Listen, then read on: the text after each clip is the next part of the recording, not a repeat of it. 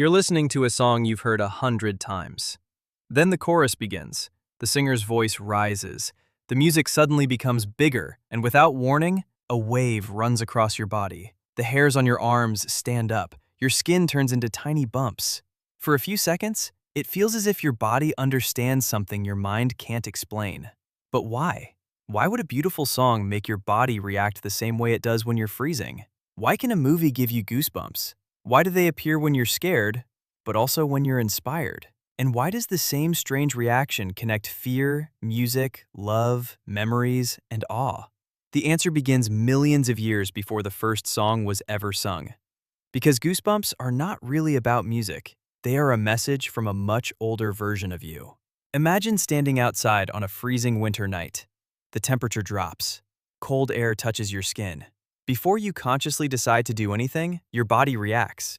Tiny muscles attached to your hair follicles suddenly contract. Each hair is pulled upright, and the skin around it tightens into a small bump.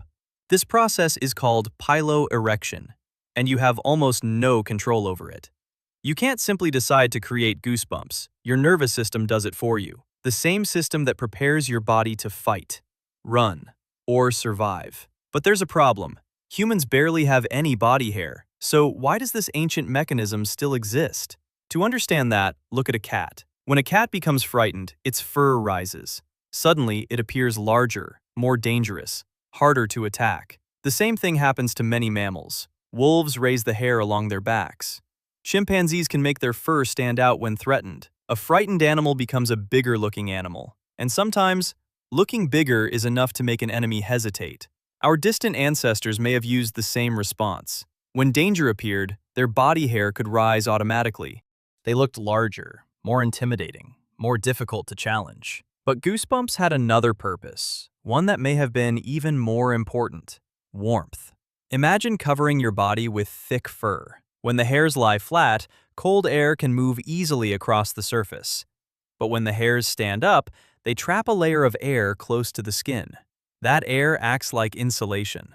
It slows down heat loss. For a furry animal, goosebumps can actually help keep the body warm.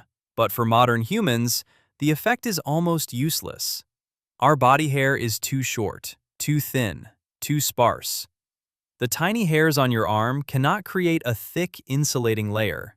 So when you get goosebumps in the cold, your body is activating a survival system designed for a much hairier ancestor. It's like pressing a button connected to a machine that no longer exists. The signal still works, but most of its original purpose is gone. And yet, goosebumps survived. Natural selection removed much of our body hair, but it didn't remove the machinery underneath it. Why? Because the system costs very little to maintain, and it is connected to something much larger: your nervous system. The same automatic network that controls your heart rate, sweating, blood pressure, and fight-or-flight response. When your brain detects cold, danger, or intense emotion, it can activate this ancient pathway, and the hairs rise. But then something strange happened. Humans began getting goosebumps for reasons that had nothing to do with cold or predators. A song, a speech, a memory, a powerful scene in a movie, even the sight of something unimaginably large. Why would art activate a survival reflex? Scientists call these emotional chills frissons. The word comes from French and means a brief shiver, but emotional chills are more complicated than they appear. They often happen during moments of sudden change. A quiet song suddenly explodes into a chorus. A familiar melody returns after a long pause. A singer reaches an unexpected note. A crowd begins singing together. Your brain notices that something important has changed, and for a moment, your body reacts. Researchers studying music-induced chills have found that these moments are linked to activity in brain systems involved in emotion, reward, attention, and anticipation. In one famous study, scientists used brain imaging to examine people while they listened to music that gave them chills. They found evidence of dopamine release during intensely pleasurable moments. Dopamine is involved in motivation, reward, and the desire to experience something again. It is also involved in responses to things essential for survival, like food. But music is not food. You can't eat a melody. You can't survive by listening to a chorus. So why does the brain treat music as something valuable? One possibility is anticipation. Your brain is constantly making predictions. When you listen to music, it learns patterns. It begins expecting what comes next. Then the music delays the expected moment, changes direction, or finally delivers the sound you were waiting for. That combination of expectation and surprise can create an unusually powerful emotional response. The music doesn't just enter your ears.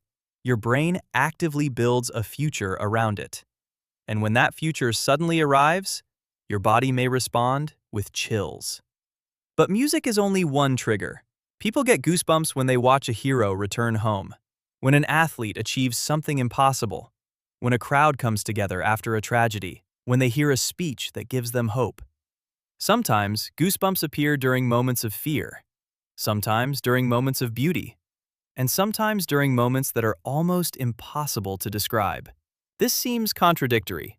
Fear and joy are not the same emotion, so why can they produce the same physical reaction? Because goosebumps may not be a signal for one specific emotion. They may be connected to intensity, to moments when something becomes unusually important to the brain, something unexpected, something overwhelming, something that demands attention. A sudden threat can do that, but so can a powerful piece of music, so can awe, so can the feeling of being connected to thousands of other people. Your body may be responding not to whether an experience is good or bad, but to how deeply it affects you. And there is another mystery. Not everyone gets goosebumps from music. Some people experience them constantly, others almost never do. Researchers have found differences in how strongly people respond to emotional music. Some studies suggest that people who frequently experience musical chills may have stronger connections between brain regions involved in hearing, emotion, and higher-level thinking.